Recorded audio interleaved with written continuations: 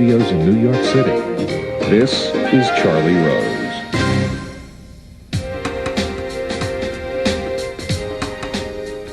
Filmmaker Robert De Niro is here. For years, the Academy Award-winning actor has wanted to tell a story about the origins of the CIA during the Cold War.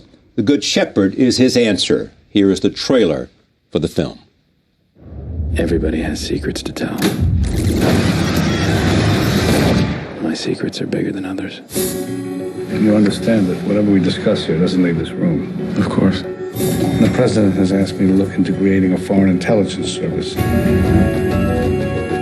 My orders came through. I'll be going overseas. What are you gonna do, Edward? Save the world? I'll do what I can. Welcome to our little clubhouse. You're going to have to learn the English system of intelligence. I'm here to see a tailor. How was the fishing? Set the mongoose free. Gentlemen, the CIA. The nasty little secrets. No matter what anyone tells you, there'll be no one you can really trust. In our profession, it's best that way. How do I know if I can even trust you? You can take the gloves off. Tell me your real name. We don't have to be gentlemen anymore. What is your name? You're the guys that scare me. You're the people that make big wars. And we make sure the wars are small ones. First opportunity you boys get, you're going to be breaking and entering like thieves in the night. Margaret tells us that you work with the CIA. My wife has a vivid imagination. You are never to tell anyone what it is that I do. What you do? I don't know what you do. You leave at 5, you're home at 10, 7 days a week. I live with a ghost. I don't know anything about you. Why is it that people like us choose to serve for nickels a day in a profession that makes us continually look over our shoulders for who's watching us? It isn't about dedication and loyalty. It's about belief in what we do. I've never even met my little boy. Are you Edward? We don't have to be like this, you and I. We don't have to be strangers. Remember what I said to you about friends? Get out while you still can, Edwin. While you still have a soul.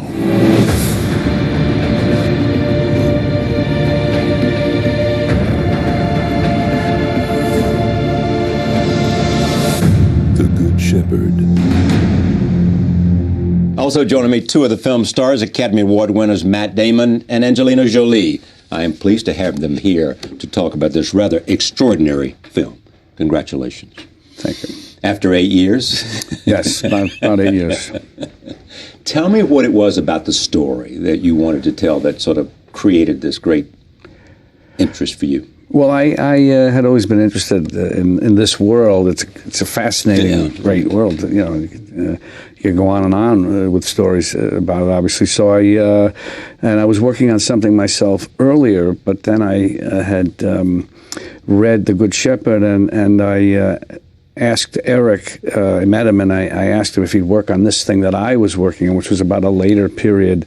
And so he wasn't inclined to do that, but we agreed that I could, if I directed The Good Shepherd, if I could get to the point, which he finally did, then he would write the next installment, if we would ever be so lucky to do that, which you never know. Hopefully we might be able to. But so that was it.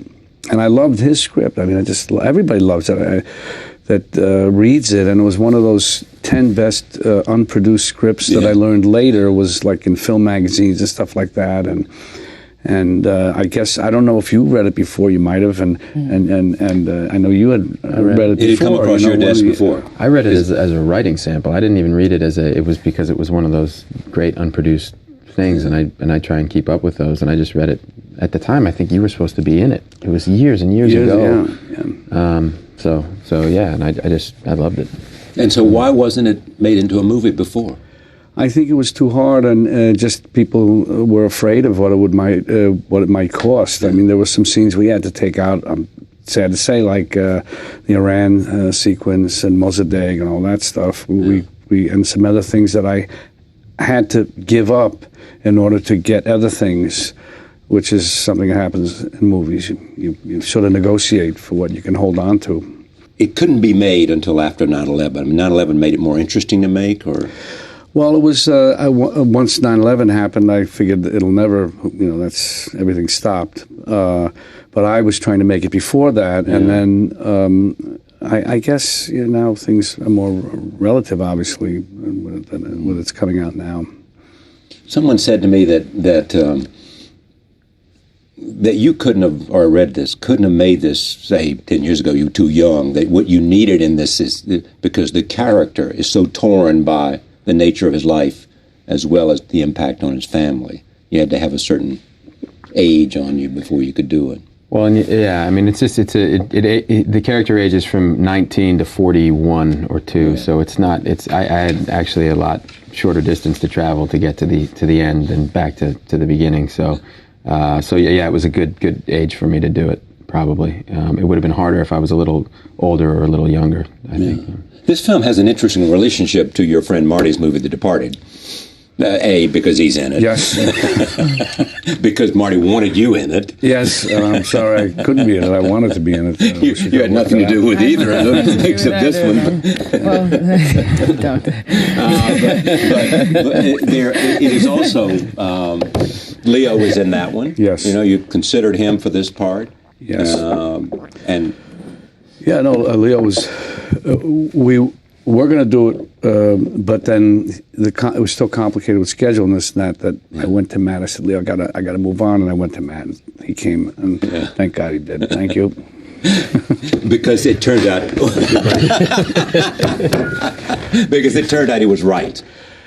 Well, everybody would do it in their own way. It would be, but Matt, did it, and every way supportive and so on. So it's just that's it. It's almost like everything came together. I mean, the right timing, the right the right everything. I mean, the great Michael Gabon. He's wonderful. Yeah.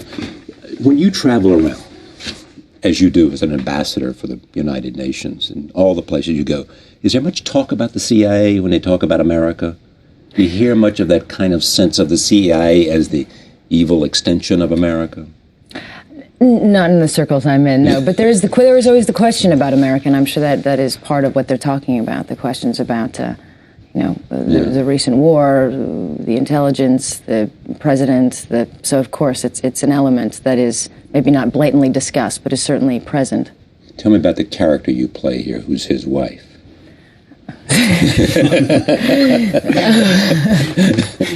She is. Well, first of all, just to get involved, I didn't read the script years ago. I read it when it was sent to you. A few months before, and it wasn't originally sent for me to do. It was sent to me as something that was being done, and then I fought for it. I wanted to do it, and we met many times. I loved the project, and I wanted to work with Mr. Niro, but the character to me was, as a woman, it was somebody who in the beginning had so much fire. And spirit, and by the end was quite dead inside, and that journey was fascinating to me as an actor, and to understand what it is to be the wife of somebody who works for the government, especially the CIA, and made me think of all wives of policemen, wives of anybody in the government, what that kind of, but especially certainly the agency. And why is it especially the agency for what it does to the nature of intimate relationships? Well, I think any good relationship is based on trust. Yeah.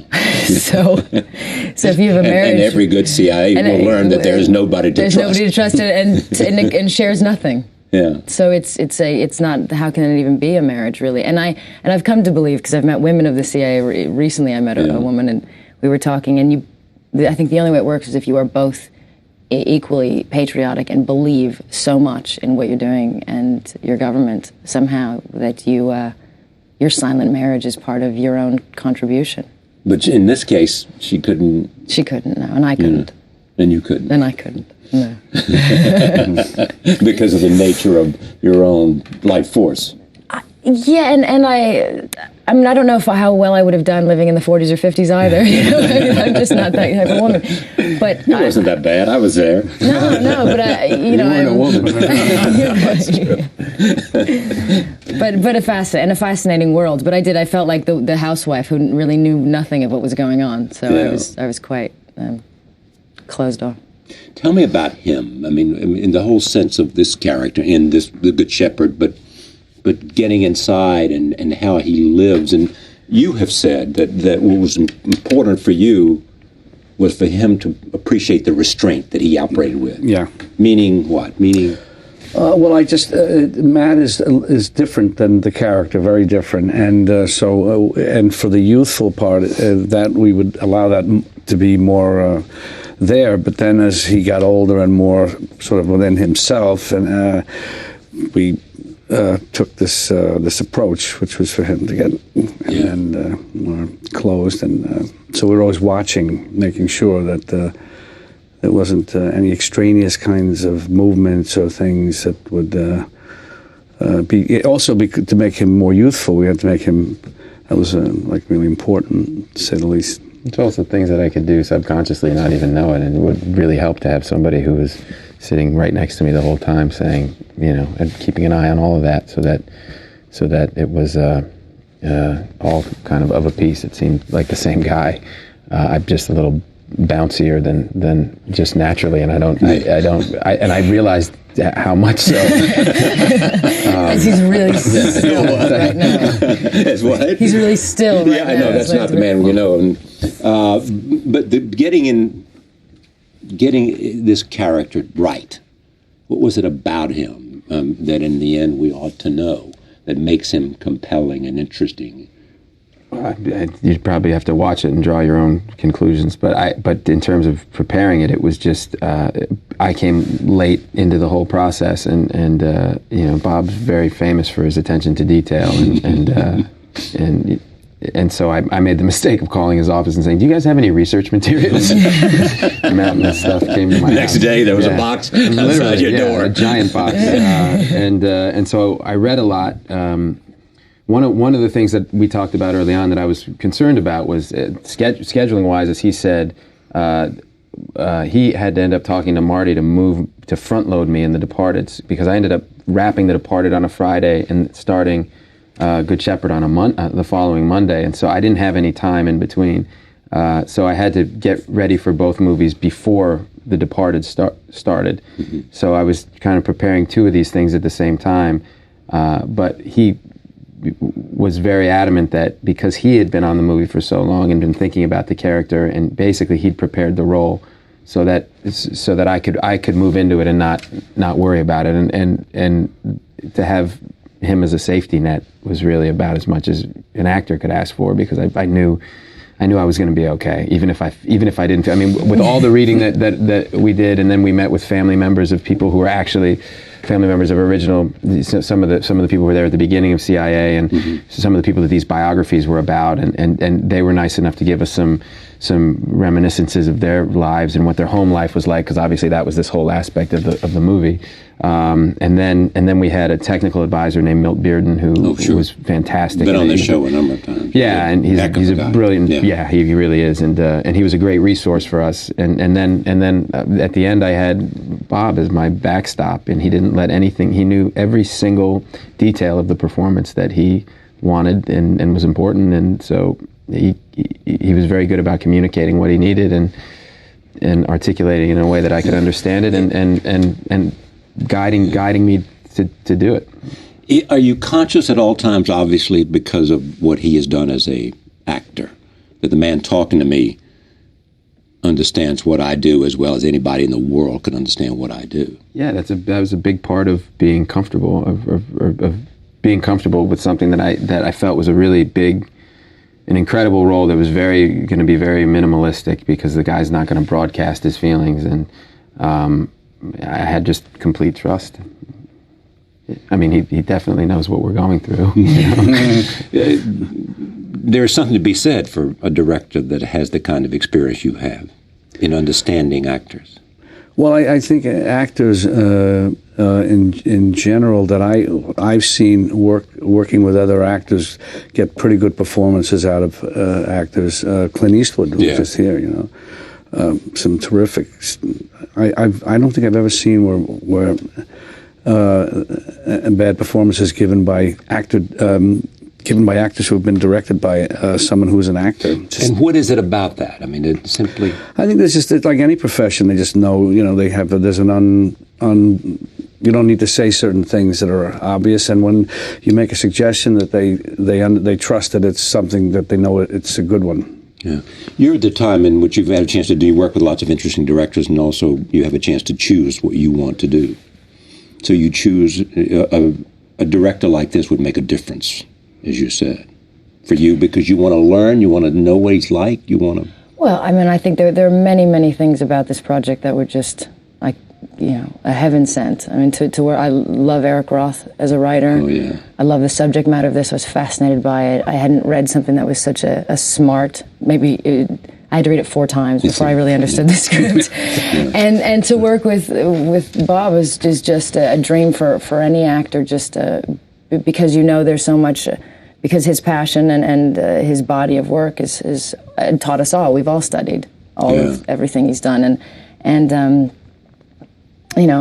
so it was, and then Matt, who hardly spoke to me through the whole film, but it was really great to work with. Why did you hardly speak to her? We had an odd marriage, It was, No, in the film. Oh, the film. We always joke about the fact that I suppose I thought he was in character in the film. No, but so it was everything about it. Just to understand, the 2 movies that were there that you put together in one is one sort of looking back at the beginning of the CIA and how it was formed coming out of OSS in World War II. Right. And on the other hand, your sense of great curiosity about the CIA's role in the Cuban. Yes, and it's missile. also used as a device in the story. As I mean, I don't want to give it away, but that kind of it's hanging on. It sets up the hopefully the drama, the interest by starting out with it. Yeah. Here's what's interesting to me too. I mean, I've known a lot of these people from Helms to Colby to having met Angleton. Are they now, because this was some time ago, much more open to talking about who they are and what they did? I mean, Helms is dead, and Colby is dead, and Angleton is dead, and Bissell is dead, but there's still people who knew them, like Bilton, people like that. No, I think that's true. I think they've opened up and feel that they have to be more accessible. That whole cult of mysteriousness or whatever. It is by nature of what it is. It is what it is. But at the same time, there has to be. They've opened up more, I think, and more, and that's good for many reasons. Well, here's what's interesting too, from the standpoint of one who's looked at it. I mean, both in we know that Philby and those guys came out of Cambridge. There was sort of a whole great university feeding them. Same thing is true. The CIA was formed by very bright young Ivy League guys, right? And I assume some women as well, who sort of really formed it. Yeah, exactly. Yeah. And today it's different. I mean, it's not that way anymore. The old boys club is not. It's different. It's different. Yeah, it's different. Yeah. Milt's vintage, actually. I think he came in the mid '60s, and that they reach out more than. I mean, it's in this movie. Bob plays the character of basically a Wild Bill Donovan. Right. His name is General Sullivan in the movie, and he lays out what the prescription is for the type of people they'll be looking for, and that's who they were looking for. And it is a really well documented time, and they were a really well documented group of people with biographies written about Wild Bill Donovan was amazing. Well, yeah, sure. So that was helpful in preparing because you could really get a sense of the whole world. There was a lot of things written about them and the culture that they came from, and Did you seek out these guys to talk to them, or just had Milt there for constant reference? Yeah, well, Milt was there, and then we met with the families, which is kind of one generation away. But I mean, I don't know that. I mean, this is a very different time, and these are very different. I mean, Blue Bloods. I mean, I went to Harvard, and it was tough to run across Blue Bloods quite like this. I mean, the world's changed a lot since 1939. This film, it is said by some, wouldn't have been made unless you could have gotten him to sign on. Is that a fair?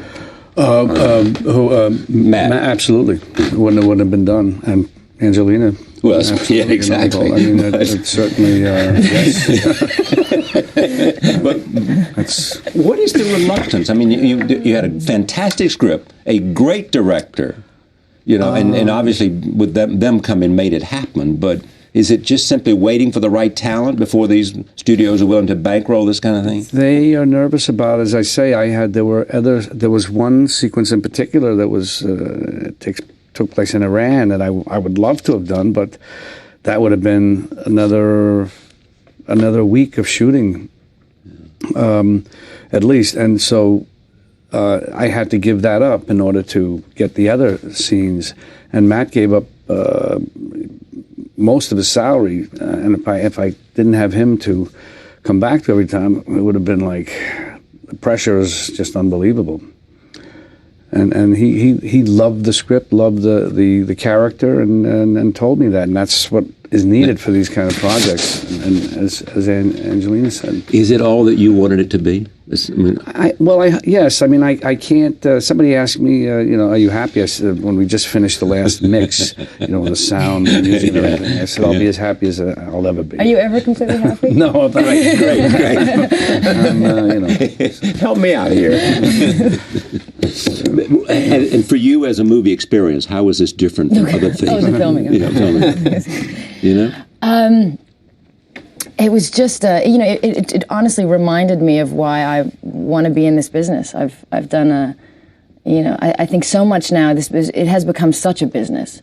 And so often now, maybe one of the reasons this was difficult to make is it's an expensive movie, it's a period movie, and it's a real smart movie, it's a complicated movie. It is not something that is obviously going to make a studio a bunch of money, and so to have an experience where you are in it and everybody who's in it is in it for all the right reasons, just to make the best film they can, and the conversations going on set about foreign policy, about the history, about life, it's just amazing, and the work everybody is doing, and surrounded by such amazing actors and all the best. This is why you want to be an actor. Yeah, then you realize this is what we are supposed to be doing. This is what we're supposed to be focusing on. We're supposed to be trying to tell stories that we feel are relevant, as honestly as possible, with as much attention to detail and research and respect for the filmmaking process, and work really, really hard as a team. And that's why it was one of the best, absolutely, experiences I've ever had. It is one of the best movies I've seen in a long time, Bob. Right. It really is. And because I'm interested in the subject matter, so I acknowledge that. But it is because of performance. Billy Crudup is great. I mentioned Gabon is great. Yeah. The great Gabon is great. And just so many people. And Eric's script. Yes. The whole thing is crisp, and it gives you a sense of a sort of crucial time in America. When you are going through this, do you know this is a movie that's working? When you're there in the midst of filming, or do you have to see it? The scenes feel something. The things feel good, kind of moment to moment, but it's impossible. We always talked about what Steven Soderbergh says: filmmaking's like doing a giant mosaic from 2 inches away. Yeah, right. So it's really hard to get a grasp of the big picture when you're right up against it, and all you can really do is, if you have faith in the script, which we all did. And in my case, I was either going to work with Angie or with Bob or with John Turturro or Michael Gambon. I forgot him. John did a fabulous job. Yeah, he's fantastic. Or Alec Baldwin, William Hurt. These incredible actors. Everybody was cast perfectly. Tammy Blanchard, who plays the girl that I have I'm courting in college. She was who's deaf. She was fantastic. And so day to day it felt really good, but we'd leave every day and go, yeah, I think that was good, and then we'd go to the next day, but we were 100 and some odd days of that. So at the end, it was that we were guardedly optimistic, but we just tried to maintain our focus, because it was a long haul. It was, every day was 16, 18 hours. And a complex film to make, going back and forth and being able to move. Yeah. Take a look at this. Here is a clip from the film.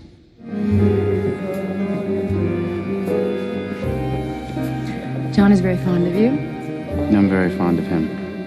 He's talking of going off to fight with the English.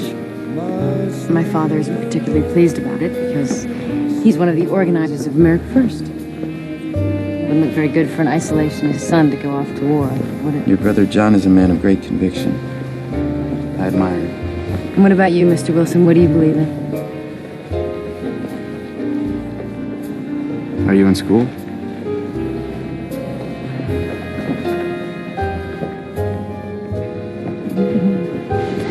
You don't say very much, do you? when there's something worth saying.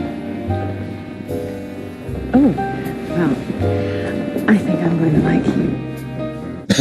Tell me the story you were telling us while we were watching that. That I did an interview recently, and somebody said, "You guys have great chemistry." And I thought, said, "Are you kidding me?" Because we were always joking that we have this must be one of the worst possible relationships. Yeah, so there was no way to show chemistry. It's not even interesting enough to be the worst. It's just one of the oddest. Yeah, just missing every time. Yeah. Zero chemistry.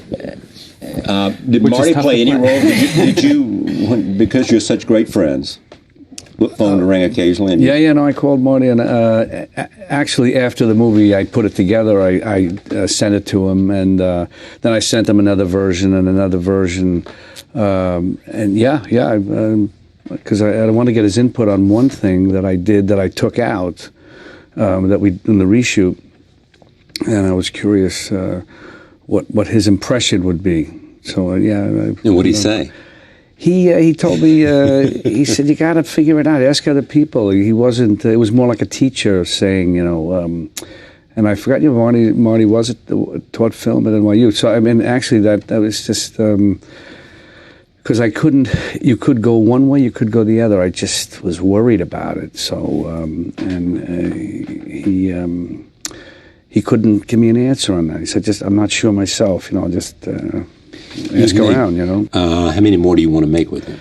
Well, I always say at least 2. Yeah. And in fact, I got Eric Roth together with Marty to come up with something for us. In fact, today they're meeting. So as we speak, they may be talking at lunch or something, saying... Trying to, you got to get in on that one. You want to get in this movie, don't you? You guys want to sign up now? Now, is it an extension of this story? No, it's not an extension of this story. If it was, it's about our career, and I'm not even sure we're working it out, what Marty wants to do, what Eric is coming up with, and what I put into it, and so they're working on it, and that's my role. My role. Come on. Okay, I'm going to come back to that for a moment, but what is it about the two of you? I mean, there is history, but what else? I mean, you're more Irish than you are Italian in the end. Well, half a little of other things too. But we just have a very special relationship, creative relationship, and I mean, any actor will tell you that. Matt could tell you that with Marty, he's just open to ideas, open to things, open to trying things, and he's very, very respectful of actors. And that's, and he's not afraid to try things unless it's, and that's what he's supposed to do. He's a director, he guides you here and there if it's going off, but he's very smart. He knows, what to do. How many times do you want to direct?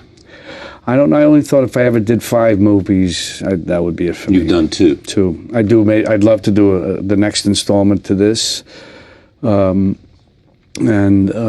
we'll see, and maybe who knows? But I could only do 5. I'd like to finally, if I ever did, write one and then direct it totally. The whole do the whole thing, experience. Make a film by, as opposed to, because I mean, this one for me is I directed it.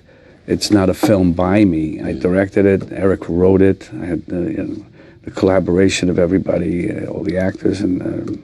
Bob Richardson, the DP, Tom Tarek. Who was your cinematographer? Bob Richardson. Robert Richardson, right. Tarek Anwar, the editor. These guys are all great.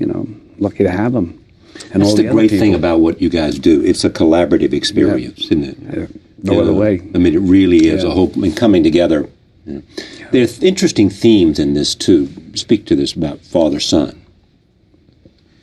Well, yeah, that's one of many, but that's a huge part of the film is this relationship with my relationship with our son and Andy's relationship but yeah. But go ahead. I mean, it's without giving too much away, obviously. No. He's the character has sacrificed a lot of himself and a lot of that relationship by the end of the film, and he's compromised professionally because of his relationship with his son. I don't. Who was also okay. I don't want to give it away either, but I'm not sure if we told the whole story, you wouldn't still appreciate it greatly because of the nature of the way it is. Tell me what from looking at it as I did, you see as what the CIA does to you. What living a life of secrets in a hall of mirrors does to a human being. Yeah, for both, for the man as well as for the woman. I'll speak on behalf of the woman, I suppose. I think it's just God, for any of us, just to live with that kind of, for a wife to just know very little about what's happening, but to understand that the things going on in the world, to believe, hopefully as she does in the beginning, that he is out to try to save the world, and thinks he's doing all the right things for all the right reasons.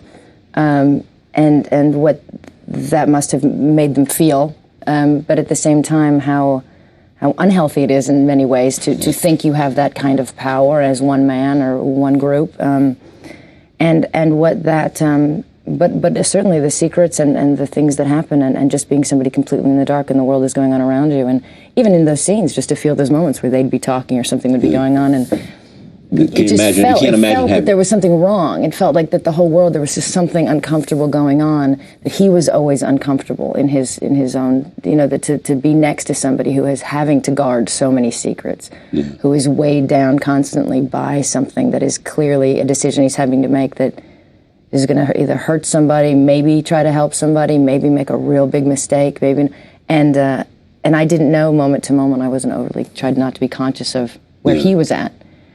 But certainly just the weight of being next to him and feeling something very uncomfortable. Thinking about the things you have done, how hard a performance was this for you? It was a great challenge. It was hard in that it was as we say, just against what I am.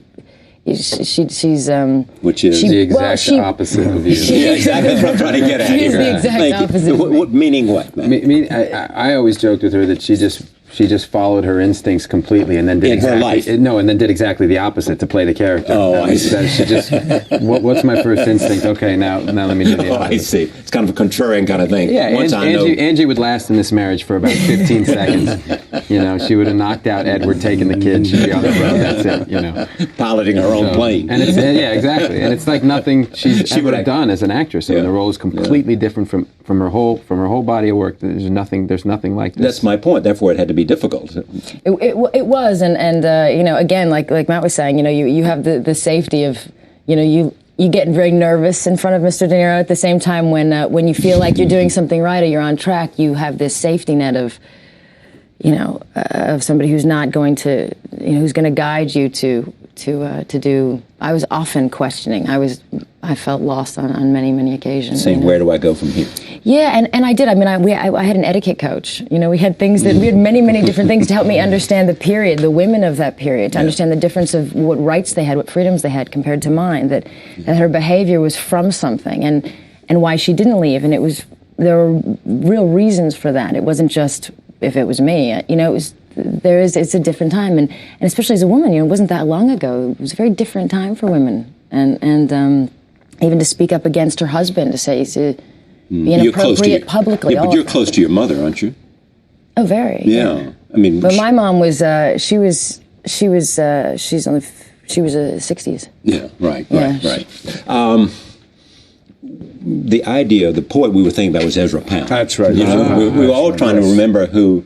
Right. Jim Angleton is a kind of prototype for the character. This is a guy who came out of Yale, was a poet, was a very literary guy, ended up in counterintelligence in the CIA, and was a friend, I think, of Ezra Pound, and read E. Cummings and all of those people like that. Mm-hmm. Did you read much about Angleton in terms of sort of understanding him? Yeah, we didn't want it to be an exact. An imitation or anything, and also for legal reasons, we wanted it to be a composite, and also we didn't want to get stuck having to do a biopic, and then we were restrained by only things he did in his life. The story we wanted to have more leeway with the story. So, but he is the sensibility of the character. A lot, yes. We read, there were some books about him. Cold Warrior was one that Tom Mangold wrote, and we that was one of the ones we were reading. Is this the British journalist, or? Yeah, and I went and saw him in London. I know Tom. And talked to him a bit. It's his kind of story. Yeah. And Wilderness of Mirrors was another book that was a bit, but and Angleton was he raised orchids, and so this we have I do ships and bottles, and a solitary thing that takes a lot of patience, and so that was kind of the model of it, and I saw some interviews and some footage of him, but very early on, and then just let that go. But are you a different director than you were last time out? Well, I've learned stuff from the last time and now. I don't know if I'm different. I probably this is a different set of problems in this story as opposed to Bronx Tale. So I can't.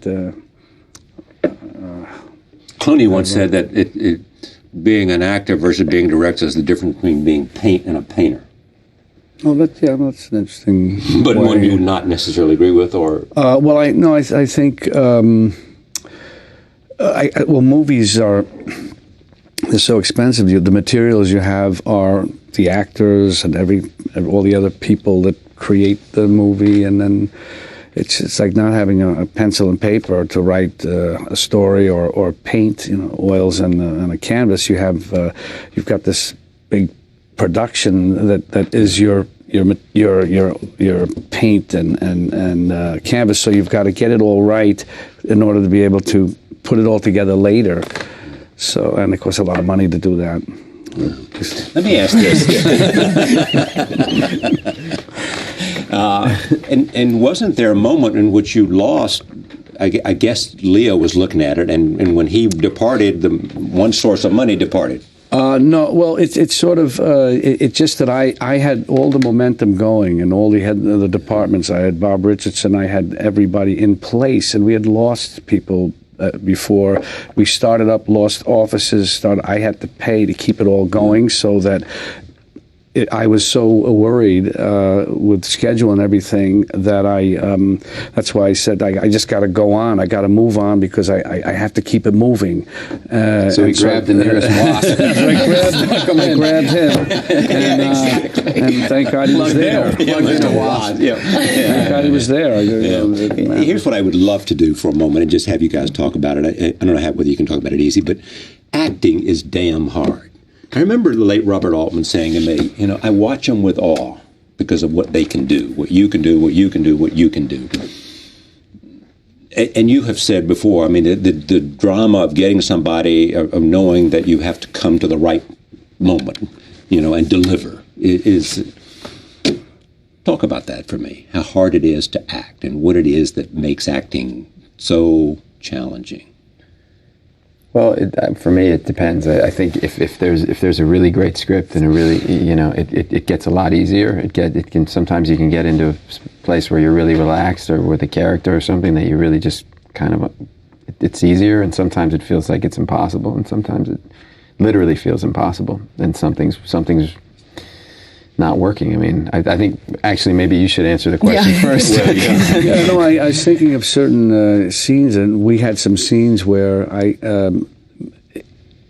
I wasn't sure about how far we would go. There were very emotional, dramatic scenes, but that doesn't mean that they're big and all that. So when we were working on a couple of these, actually, I think sometimes, for example, Matt's actual frustration in something was really good for the scene, and he was putting all this stuff together to get it, and ultimately what we used with the scene was, I felt, what he was trying to get to, but actually what he was trying to get to was what he should have been doing, and I didn't realize it then. And all I know is when we had it later, I knew we had it. It's just then putting it together and taking it down, simplifying it. So that was, and. Follow him on an acting. Well, it's not a question, but it is the three of you at this table is. I think we love opportunity I shouldn't miss. I think, by the way, just being in the group with these is great. I think we all know that we are very, very lucky to have this profession, and we obviously love it. So it's been, as much as it's difficult to create and to discover yourself through all the different worlds and different people we've been able to inhabit, is such a great education as a human being in life. The things we've gotten to do and be, and you know, it's amazing. I think then the difficulty lies only in having to kind of be so aware of your own self. I know for me, whether it is figuring out an emotional place or how you feel about something, you have to be somewhat connected to. As your life has become larger, and you've done, you know, you're with the UN and all the things that you've done that go beyond acting, is it still as compelling for you as it was, or do you find that there are other things that are pulling you away from it? Yeah, certainly. I've worked very little in the last 2 years. I've worked at maybe a total of 3 months. But I'm fortunate that in the small times I'm able to work, I'm able to do something like this. Yeah. But no, my life has become, and this time with my family, and being a woman, so I'm home having the baby, and you know, I mean, all that's just taken priority. But that doesn't mean I don't think film is important, but I certainly it now has to share with other things. Yeah. And I'm in a very lucky position where I can disappear for a year and still get a job. So that's great. Roll tape. Here's another clip from the film. Mr. Carlson, is this the American Trade Bureau? Which product? Dry goods. You're late. Yeah, that's what my mother said. Raymond Duca Bracco, born May 8th, 1907, New York City. St. Ignatius High School, Fordham University. Married Anita Del Vecchio. 2 children. Stephanie and David.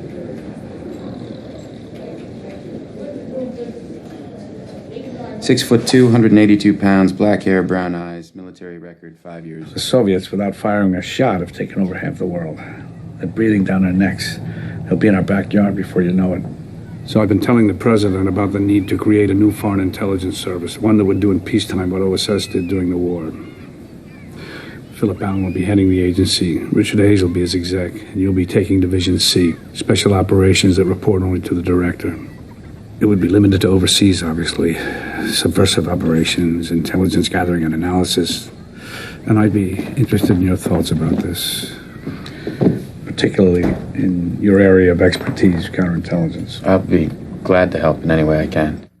There's an extraordinary scene in which John Turturro plays, he's your colleague, and they're going through the kind of Hall of Mirrors thing where they're worried about whether there is a mole inside and whether they're being had by the Russians. Right. Who was that actor, and where did you find him? Well, I read him about 2 years ago, and Mark Ivanir, and I was so concerned about this part that somebody could pull it off, this scene. And when he came in, I even looked after him. He read. I said, I know we have him, and I just looked and the Russian actors, and nobody ever came close to what he could do. I was so lucky that we have him in the movie. Oh, it's an extraordinary. I mean, the back and forth between the two of them. It's probably the best torture scene I've ever seen. Don't you think, Matt? It's a great scene. It's a great scene. It's just, there's nothing, it's perfect. It's perfect. In fact, the long version went, we wish we could put the long version was, I don't know, it was 10 or 12, it just kept going and going, but it was so full of detail and so full, I mean, everything. I mean, it was, and what was incredible was this actor, Mark, he showed up and, it's like, with his lunchbox and, went to work. Where do I sit? For less than a week. Where do I sit before you take me apart? But it was incredible to show up and do that and go right to where he went and be there for a week, and then boom, and then that was it, and that scene was over and he was gone. For all the things that are going on the set, when you guys are participating in this movie, beyond what you have to do together, are you sitting around saying, I'm going to go to school here. I want to think about what's going on here and beyond my character, because I want to make movies, because I want to do other things, because of all the stuff. And I'm here in one of the most interesting laboratories there could ever be. Yeah, for me, yeah, I think the part of it's really fun, the whole research part, when there isn't any pressure, when there isn't that incredible amount of money being spent in every minute that you're there, and it's a much kind of more relaxed time where you can get a lot of work done and learn a lot of things that I don't sometimes help and sometimes don't. For me, I never really know what is going to help, and I've done things in movies that I think are terrible because I researched it wrong. I just did I studied all the wrong stuff beforehand, and there was nothing there for me to hold on to when I did the movie, and it didn't work. But yeah, with this, I mean, this is, you know, it's really, really interesting subject matter. I hope other people find it interesting. Yeah, we know, but I mean, are you thinking about it? I might direct a movie one day, and I want to, you know, hear this is one rare opportunity to see actors and a director that I can learn from. Well, I think about that with every movie that I've done. I choose every movie by the director. I mean, I've even taken a lot of roles that I don't think.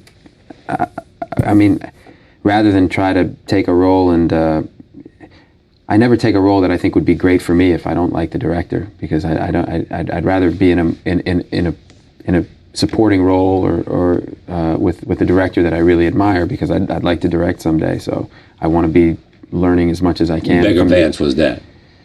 Yeah, that was an example of I chose a director, you know, who I admired and ultimately didn't really. I don't feel like I brought anything to that role. You know, I don't think I think I underserved him. You know, I think in that movie.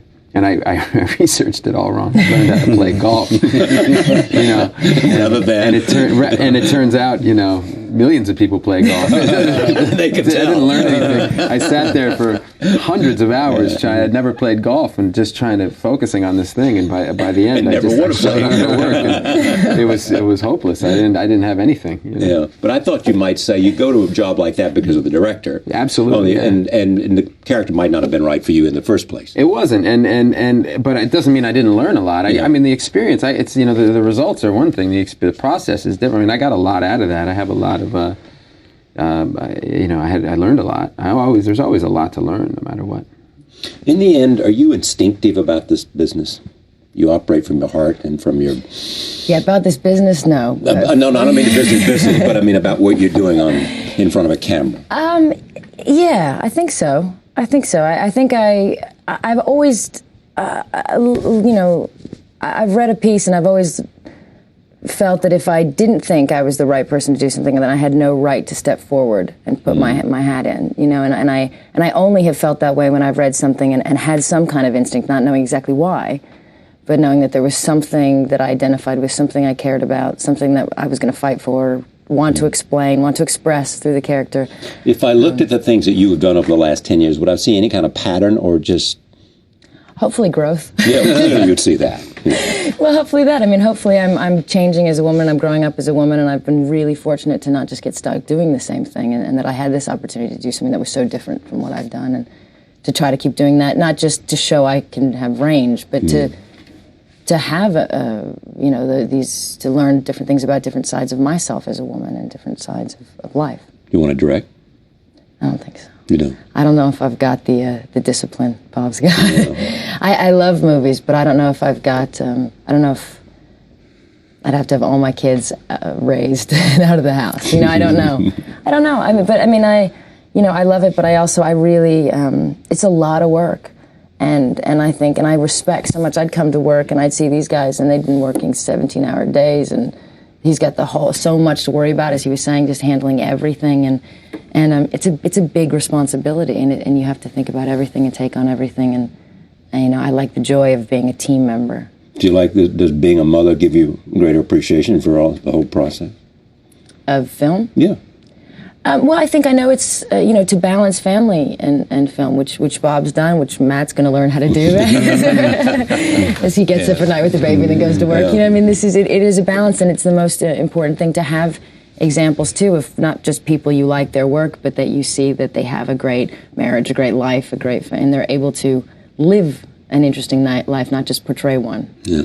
You're amazing in that beyond acting and then directing, you have this sort of extraordinary sense of commitment to this city. Right. Yes. You want to love to create a film capital here. And sure.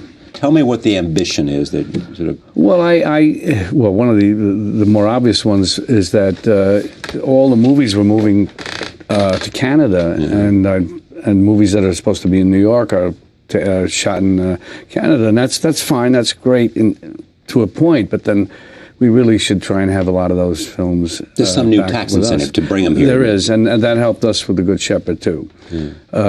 So that was because I wanted to keep to shoot the movie here for personal reasons and because it would be in New York, and those are my two important reasons. And whenever I can shoot in New York, can't always do that. So you made a great cathedral in New York look like Yale and all of that. Well, yeah, we had St. John of the Divine, and then we used the Brooklyn Navy Yard for Berlin, a piece of the street with the railroad track and then everything else. Yeah.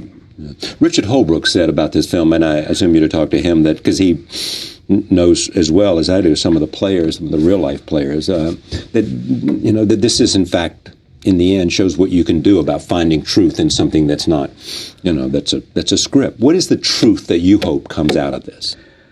Well, the movie is like to me is like the mythology of the CIA, America's elite class, ruling class, and so that the things that all I was hoping to do is get whatever the material we did, that it was as truthful, as believable, as credible as it could be.